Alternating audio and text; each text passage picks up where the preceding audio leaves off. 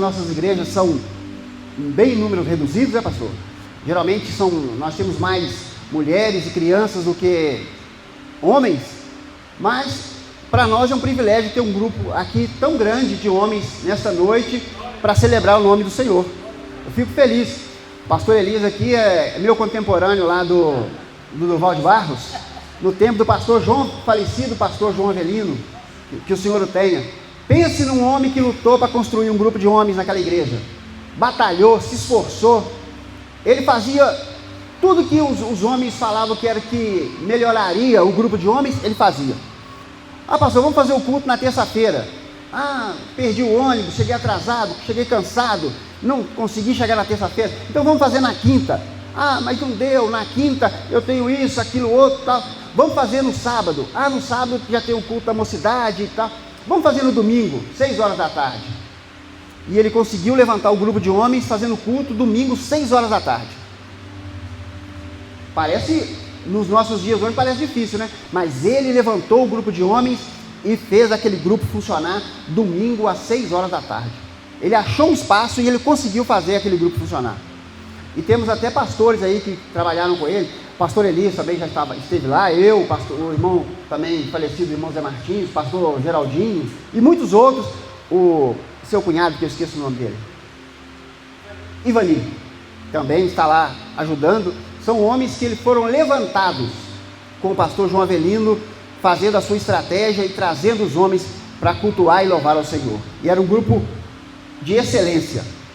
Mas nessa noite nós vamos falar sobre edificar.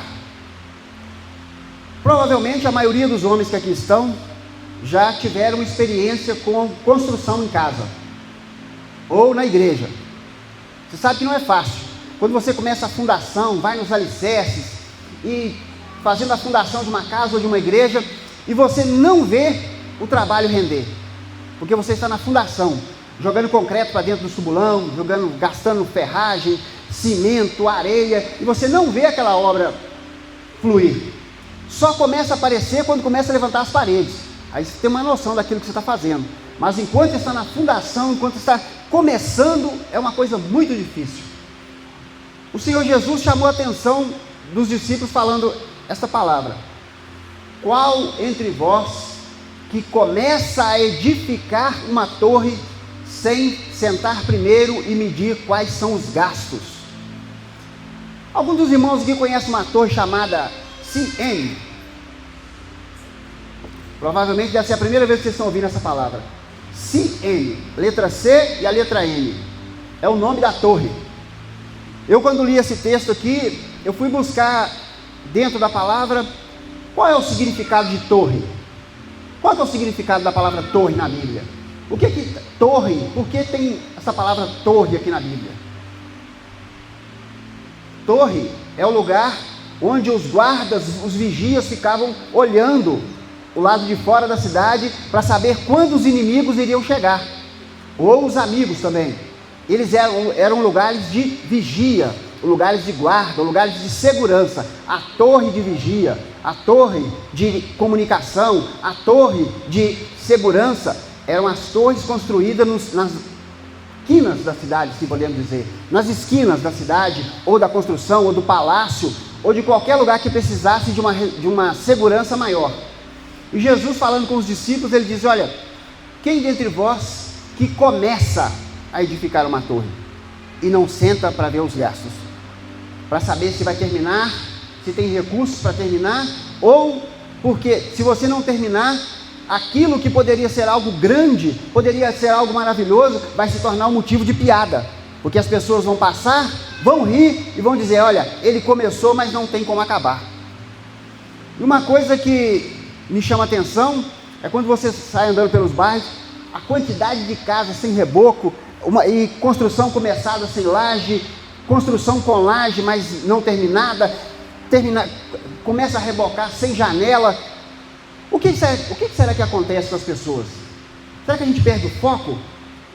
Eu já fiz a parte de dentro, agora vou comprar uma televisão nova, vou comprar um guarda-roupa novo, uma cama nova, um colchão novo, e perde o foco, que é terminar completamente a estrutura.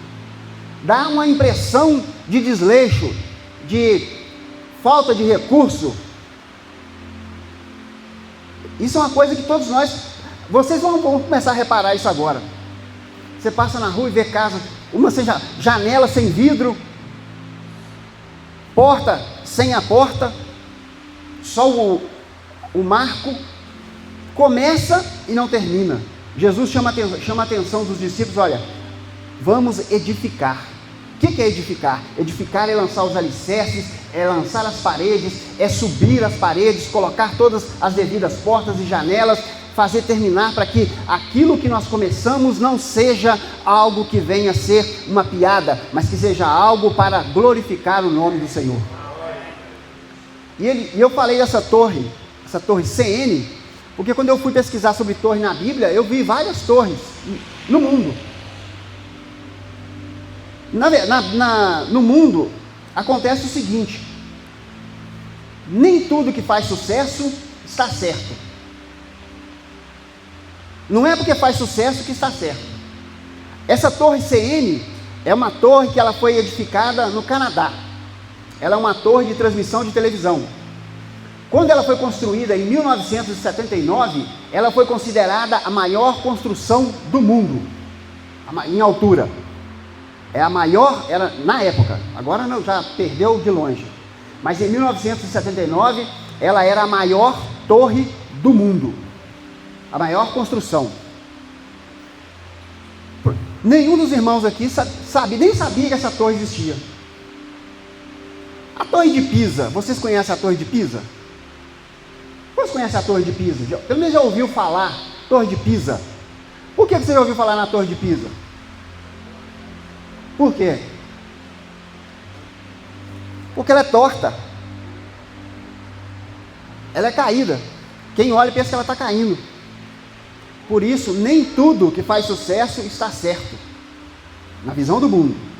Porque na palavra, o que faz sucesso é aquilo que nós começamos no Senhor, que nós edificamos, que nós colocamos no Senhor e falamos: Senhor, preciso da sua ajuda aqui para edificar isso. E Jesus fez essa pergunta e nós também nos podemos fazer essa pergunta. Nós estamos começando bem, estamos aqui fortalecidos pelo Senhor, fomos convidados, chamados para essa obra, nós começamos essa obra, vamos ver ela edificada, mas nós precisamos ver essa obra também começada e terminada. Porque o Senhor, Ele chama a atenção: olha, vocês não podem se tornar motivo de vergonha. O que nós estamos começando será um motivo de orgulho, será um motivo de orgulho, uma palavra diferente, né? Mas será um motivo de festa, de celebração para o Senhor. Porque nós começamos uma boa obra no Senhor. E torre é um lugar fortificado, é um lugar onde ninguém entra, onde ninguém passa, onde é um lugar que deve ser guardado com a própria vida daquele que está no lugar. E nós temos que dar a nossa vida para guardar o Evangelho do Senhor. Nós temos que dar a nossa vida para guardar a palavra de Deus que nos foi entregue, que nos foi dada, que nos foi colocada, para que possamos usá-la todos os dias, para que possamos, em nome de Jesus, fazer com que o nome do Senhor seja glorificado. Nós somos os guardiões da torre. Nós estamos edificando uma torre em nome do Senhor. E lendo essa palavra, eu fiquei bastante feliz com essa pergunta que Jesus nos faz. Porque muitas vezes nós vamos fazendo, esquecemos de nos perguntar: o que nós estamos fazendo é o que o Senhor quer que nós façamos? Senhor, é o Senhor quer que eu faça? Porque a palavra nos chama para um confronto. No livro do profeta, ele fala assim: olha, venha, vamos conversar, vamos sentar e vamos conversar. Ainda que os vossos pecados sejam negros como a escarlate, ou vermelhos como o carmesim, eles se tornarão brancos como a lã. Deus nos chama para uma conversa. A oração não pode ser um monólogo. Eu fico uma hora falando. Não, eu tenho que conversar com o Senhor. Deus, na sua infinita e grandiosa presença, descia todos os dias para conversar com Adão. Conversar. Adão, como é que foi seu dia? O que você fez? Como é que foi o seu trabalho hoje? Falou: Senhor, hoje eu coloquei nome em 50 animais. Aquela ali é a vaca, aquele ali é o elefante, aquele ali é a zebra, aquela ali é a girafa. Havia uma conversa, um diálogo. Havia ali um entendimento daquilo que estava sendo feito e daquilo que o Senhor queria que fosse feito. E por isso nós precisamos edificar, mas edificar no Senhor, para que o nosso trabalho não seja em vão. Levantar grupos missionários, orar, lutar, fazer o trabalho, estar disponível. Eu sei que muitos de vocês estão cansados, tiveram uma semana de trabalho abençoada, amém? Uma semana de trabalho abençoada, cansativa, mas é isso que o Senhor quer de nós. Porque sabe por quê, irmãos? Se o Senhor não edificar a casa, em vão trabalham aqueles que a edificam. Se o Senhor não guardar a cidade, em vão vigia o sentinela. Porque é inútil, Salmo 128, é inútil levantar cedo e dormir tarde, e comer o pão que duramente granjeaste. Tem um ditado no mundo que diz: Deus ajuda quem cedo madruga. Não é nada disso. Deus dá aos seus amados enquanto eles dormem. Amém, igreja? Vocês não recebem isso, não? Eu recebo. Eu quero ser amado por Deus, eu quero receber enquanto eu estiver dormindo. O Senhor está trabalhando por mim. Esse salmo é para que nós possamos refletir sobre edificar. Se o Senhor não guardar a cidade, em vão vigia o sentinela. Nós estamos falando de torre e edificação. Se o Senhor não edificar a sua casa, em vão trabalham aqueles que a edificam. A edificação tem que ser no Senhor, porque não adianta nada, por mais que nós nos esforcemos humanamente, fisicamente, temos que nos esforçar, mas se o Senhor não colocar a sua mão, se o Senhor não nos guardar, se o Senhor não edificar, se o Senhor não guardar a cidade, em vão vão trabalhar aqueles que estão edificando. Porque aos seus amados, essa palavra é muito boa, Ele dá. Quem quer receber de Deus aí diz amém. Ele dá. Então nós temos que ser amados do Senhor. Ele dá enquanto eles dormem. Quando alguém te disser que Deus ajuda quem cedo madruga, fala com ele: ó, não tem nada disso não. A Bíblia diz que Deus dá aos seus amados enquanto eles dormem. Não é muito fácil descobrir como ser amado de Deus, não, né? Será que é? Como é que é ser amado de Deus? Como é que eu faço para ser amado por Deus? Aqueles que têm os meus mandamentos e os guardam, este é o que me ama. E eu também o amarei e me manifestarei a ele. É promessa de Deus. Se você guardar os mandamentos do Senhor, é porque você ama o Senhor. E Ele também vai te amar do mesmo jeito. E vai se manifestar na sua vida, em nome de Jesus. O Senhor, Ele quer edificar. Edificar é fazer uma fundação firme. É fazer uma fundação que não vai se abalar com as águas. Não vai ser como aquela parábola da construção na areia, que no primeiro vento, na primeira tempestade, caiu tudo. Mas é como a parábola da construção sobre a rocha, que a água bate, o vento passa e ela continua de pé para a glória do Senhor. Irmãos, eu não sei se eu sou inteligente. Às vezes eu falo que eu sou, mas eu acho que não. Eu sou um pouco curioso.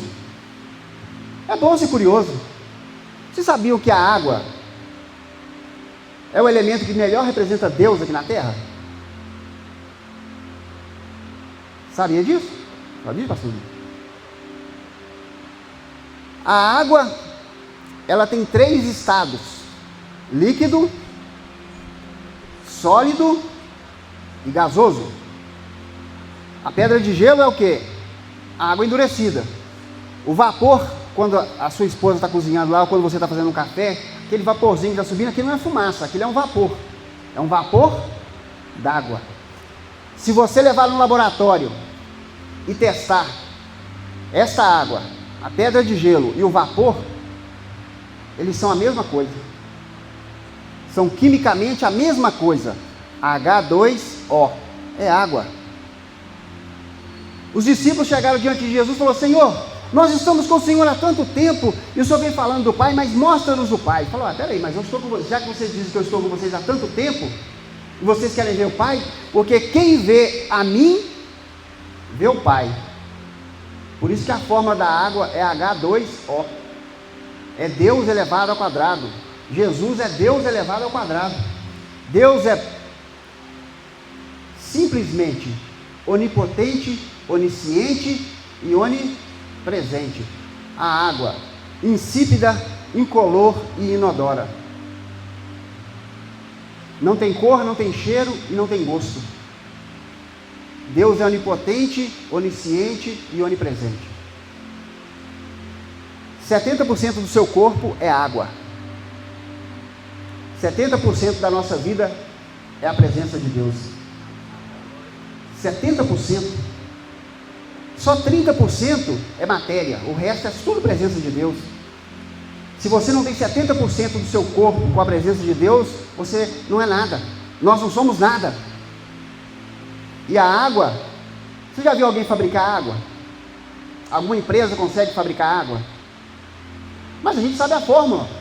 Por que a gente não consegue fabricar? H2O, 2 moléculas de hidrogênio e 1 molécula de oxigênio. É só juntar. Por que a gente não consegue reproduzir?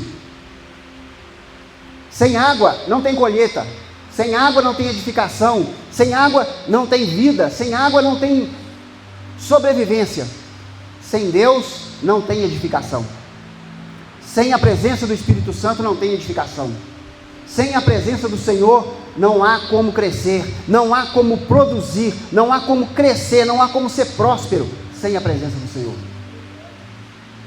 Sem água nós não sobrevivemos, fisicamente falando. A presença de Deus na nossa vida é que nos vai nos manter de pé, é que vai fazer com que venhamos a edificar essa obra que o Senhor colocou na nossa vida. Por isso, irmãos, é até bom para os seus rins. Tome água todo dia. É bom. Quando você ingerir água, pensa assim, eu estou bebendo a fórmula de Deus. Todo mundo quer achar a fórmula de fazer ouro, de fazer, não, mas é a fórmula da água, que é a mais difícil, é o bem mais precioso. Quando Elias, foi você, viu, Elias? Orou lá e falou, não vai chover durante 3 anos. Até os animais do rei passaram fome. Porque a água é o elemento principal na edificação da humanidade. E a água, ela se recicla. Pode jogar esgoto, pode jogar lixo, pode jogar negócio, pode fazer o que quiser. Ela vai para o mar, ela volta, ela sobe em forma de vapor, transforma-se em nuvem, volta, chove de novo, limpinha no mesmo lugar. Os cientistas acreditam que a água que nós estamos usando hoje foi a mesma água que estava com os dinossauros, porque ela recicla. Assim é o Senhor na nossa vida. Cada dia Ele é uma novidade. Cada dia é uma reciclagem. Cada dia a gente vai crescendo um pouquinho. Cada dia a gente aprende uma coisa. Cada dia a gente sobe. Cada dia a gente melhora. Cada dia nós vamos melhorando na presença do Senhor. Cada dia a gente vai só crescendo, só subindo, só melhorando. Quanto mais água tiver para nós, nós vamos subindo. Olha, eu sou a água viva que desceu do céu. Foi o que Jesus disse para a mulher samaritana. Se eu te der da água que eu tenho, nunca mais você terá sede. O Senhor me dá logo um tambor dessa água, mas é a palavra. Senhor, se o Senhor não vai lavar meus pés, eu não sou digno, mas se eu não te lavar os pés, você não tem parte comigo. Então lava-me inteiro. Vocês já estão limpos pela palavra que eu vos tenho pregado. A água é o poder, é a essência, é a presença de Deus na nossa vida, para edificar, para construir, para dar a liga, para fazer com que nós possamos ser um, como diz o Senhor. Sejamos um no Senhor. Você quer edificar? Você quer transformar? Aqui estão todos os grupos da região, né? As igrejas da região hoje estão aqui. Só local? Não, tem o Elias, que é da... Só eles estão visitando hoje? Amém. Vamos orar ao Senhor para que este evento, ele seja em cada igreja, que nós possamos ter o mesmo número de homens trabalhando em nossas igrejas. Na igreja local do Palmares ali, nós ainda só temos um homem, mas Deus precisa de um para começar. Amém? Amém, igreja? Deus precisa de um para começar. Quem eu enviarei? Quem há de ir por nós? Deixa comigo que eu vou. Por isso o Senhor nos trouxe aqui nesta noite para nos edificar, para fazer com que nós possamos ser limpos pela palavra que Ele nos tem pregado. Irmãos, não se deixe iludir por crescimento, por sucesso alheio lá fora, porque nem tudo que faz sucesso está certo, nem tudo que faz sucesso está de acordo com a palavra de Deus. É claro que nós queremos ser vitoriosos, é claro que nós queremos ter uma igreja abençoada, claro que nós queremos ter um culto de homens abençoado, cheio, transbordante, mas queremos que seja de acordo com a palavra, que seja de acordo com as diretrizes do Senhor, e não de acordo com a nossa vontade, e não de acordo com a vontade do mundo, porque nós podemos fazer tudo o que nós queremos de acordo com a nossa vontade, e vai dar certo. Tem muita gente que fez sucesso, porque eu ficava às vezes avaliando alguns pregadores falando sobre prosperidade, sobre fidelidade, família, sobre coisas assim, ficava imaginando, falei, quem é que tem coragem de pregar para o Silvio Santos então? Prosperidade ele tem. Alguém nega isso? Uma família, pelo menos que apareça lá na câmera, abençoada. Uma vida abundante, ele viveu até os 93 anos. Então ele não precisa de Deus. É só o pobre, só aquele que está com a vida arrebentada que precisa de Deus? Não. Nós precisamos do Senhor em todos os momentos da nossa vida. Não é porque faz sucesso, mas é porque o Senhor quer assim. Quando o pastor Ricardo brincando lá com a pastora Marina, né? Eu fui sair de casa hoje, ela falou, que roupa você quer usar? Você vai lá no culto lá do pastor Domingo, que roupa você quer usar? Eu falei, não, pode passar uma calça jeans aí. Eu falei, não, de jeito nenhum. Eu falei, por quê? Eu falei, não, você vai na sede, você vai de calça jeans, de tênis? Não vai não. O que eles vão pensar de mim lá? Eu falei, você está pensando em você. Ela pensa nela. Eu não vou pensar nisso. Não. Tem duas camisas passadas para você aí, você pode escolher qual que você quer. Tem duas calças passadas, você escolhe qual que você quer. Eu falei,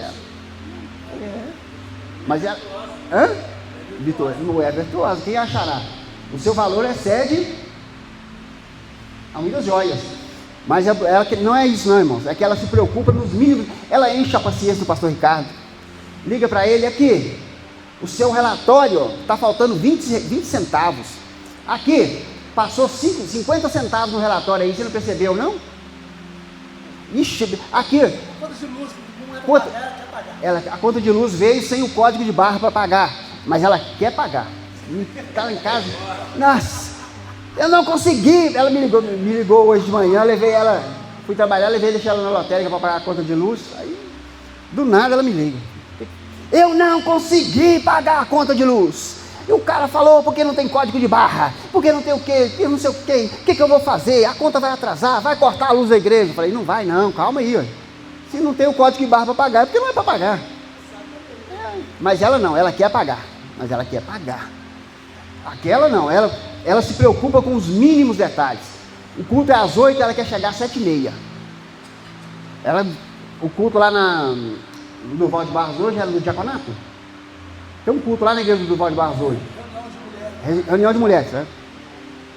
Ela falou, 7h30 eu tenho que estar lá na igreja. Eu falei, por quê? Que hora que ela é? 8. Eu falei, mas por que você tem que chegar às 7h30? Não, porque eu tenho que chegar às 7h30. Se o culto é 8, eu tenho que chegar às 7h30. Eu falei, tá bom. E ela se preocupa com os mínimos detalhes. Assim, eu falei assim, puxa vida, se todos... Eu não tenho a metade da persistência dela. Mas se eu tiver... Um dia eu posso até ser que eu seja. Aí o pastor Domingo vai até me expulsar daqui. Eu falei, não vem aqui mais não, pelo amor de Deus. Ela vem, ela se preocupa onde sentar na igreja, por que sentar, que hora chegar, com quem conversar, o que fazer na hora do culto. Tudo isso ela presta atenção.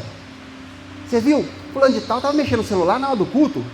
Fulano de tal estava fazendo isso, prestando atenção, não pode. Nós vamos para a igreja para cultuar. E ela se apega nos mínimos detalhes. Ela quer edificar o negócio certinho, sem nenhuma gambiarra, sem nenhum falsete, não vai colocar terra ruim. Ela quer o negócio certo. Eu falei, também tem que ser assim. Por isso o Senhor nos chama, Ele nos pergunta, o que você está edificando? Como você está edificando? Como você está construindo a sua vida? Como você está construindo o seu grupo missionário? Como é que você está construindo a sua igreja? Como é que você está construindo a sua vida espiritual com o Senhor? Como é que está construindo a sua vida sentimental? Hoje eu fui numa empresa fazer uma entrega de um equipamento para consertar, e uma menina que começou a trabalhar comigo já uns quase 20 anos atrás, ainda trabalha lá. Não, tem mais de 20 anos que ela trabalha lá. Aí eu fui entregar o equipamento para ela, falei, tudo bem e tal. E aí, já casou? Ela, não. Falei, mas não. Mas você está namorando ainda? Estou fazendo com fulano de tal ainda? Falei, é. Há quanto tempo vocês têm de namoro? 20 anos. Falei, 20 anos? 20 anos. Aí me veio aquela mensagem do pastor Cláudio Duarte: quem ganha leite de graça não compra vaca. Para quê? 20 anos. Falei, 20 anos? Falei, 20 anos de namoro. Falei, você não desistiu dele ainda não? Falei, não. Falei, é amor, né? Isso é o amor mesmo. Porque 20 anos, irmãos, 20 anos de namoro já era para ter casado, né? Ou então desistido do outro, porque não dá mais. Outra coisa, irmãos, casado que não usa aliança é igual motorista sem carteira. Você está fora da lei. Porque já que tem aliança, vamos usar. Ah, mas no meu serviço não pode. Ah, tudo bem, mas na hora que você chega na igreja, pode usar. Não pode não? Ah, não, mas eu estou velho. Eu também estou velho. Se eu tirar a minha aliança, eu perco o dedo. Com certeza. Eu tinha que trabalhar de luva para esconder, porque na empresa não pode trabalhar de aliança no dedo. Se eu colocar na carteira, fui tentar colocar na carteira, perdi uma. Pronto. Cheguei em casa. Aí peguei uma luva Hi-Flex que é mais fina, aí eu ponho a luva, passo uma fita isolante por cima da aliança, e aí, tranquilo. Mas é assim, viu, irmão?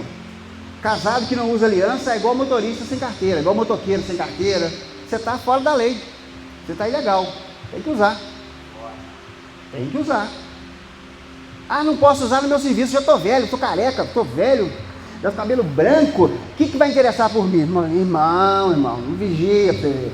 Não vigia que você vai ver onde você vai plantar os dois pés no lodo. O Senhor nos tirou do lodo, não volta para lá não. Tirou de um charco de lodo e botou o seu pé numa rocha, firme, pode sapatear que a rocha não se move. Não volta para o lodo não, porque o Senhor, Ele está aqui para edificar a nossa vida, em nome de Jesus, amém? Está no meu tempo aí? Eu não estou... 21:01.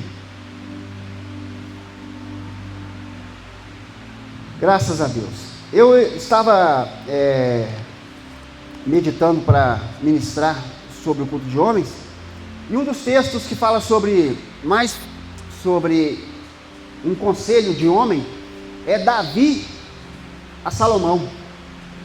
Diz a palavra que Davi estava nos seus últimos dias de vida, já estava velho, governou Israel por 40 anos, governou você por 40 anos, 7 anos lá em Horebe e depois 33 anos em Jerusalém.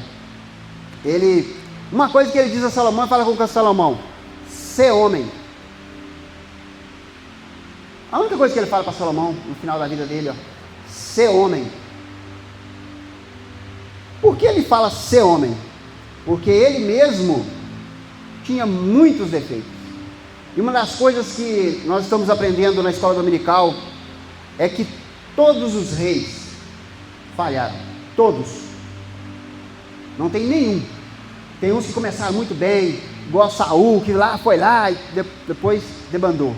Davi, que é homem segundo o coração de Deus e que também, no final da sua vida, já no meio declinou. Salomão, irmão, Salomão é lembrado até hoje pela sua inteligência, pela sua capacidade, pela sua genialidade, pela sua inteligência, por tudo. Mas também ele é lembrado porque ele também falhou com o Senhor, se desviou dos caminhos do Senhor.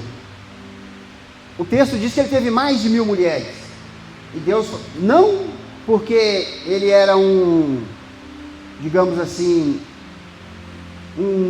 uma pessoa, como usar uma palavra para que a gente possa entender, depravada sexualmente, mas é porque ele fazia tantas alianças com os outros reis, que ele pegava a filha do rei, casava com o rei para fazer aliança com ele, pegava a filha do faraó, casava com a filha do faraó, casava com a filha do outro lá, e acabou que ele foi corrompido. Ele foi corrompido por aquilo que estava ao seu redor. Foi corrompido pelas suas mulheres, não que elas o induziram, mas é que elas cultuavam outros deuses, e ele permitia. Acabou que ele foi contaminado. No final da sua vida, ele estava chateado, falando, vaidade das vaidades, tudo na vida é vaidade. Não adianta nascer, morrer, tudo é vaidade. Ele perdeu a inspiração. Começou a edificar, mas não terminou bem. Que nós possamos começar hoje e terminar bem a boa obra que o Senhor colocou na nossa vida. Amém? Aplauda o Senhor em nome de Jesus. Nós vamos chamar o pastor Domingos. Pastor Ricardo, o grande.